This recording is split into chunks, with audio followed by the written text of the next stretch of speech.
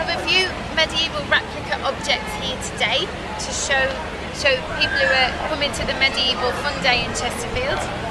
The first that we have I'll show you is the curfew. This would have been used by the medieval family to cover their fire when they went to sleep at night. They didn't want to leave the fire burning because their houses were made of wattle and daub, which was very flammable, straw and mud, and it would have gone up. So what they did was they covered the fire with a curfew, and then the fire wouldn't go out, but it would be ready for them in the morning to take the top off and restoke the fire. Okay, so that's the curfew. What else have we got? We also have, I'll just take this gentleman here.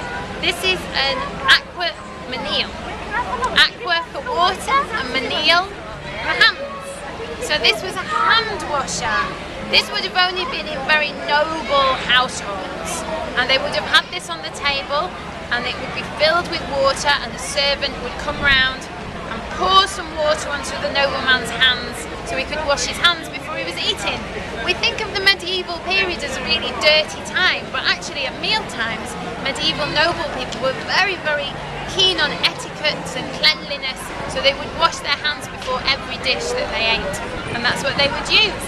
This character here is a man called Saladin, who was the arch enemy of Richard the Lionheart. And so his opposite, Richard the Lionheart, probably would have stood on the table as well. And I'll put him down now. Finally, we have one of these. Now people think this is a jug, but it was actually for putting liquid into. And I'm afraid it was a type of toilet. It was a pot to wee into, or as they called it in the medieval times, it was a piss pot.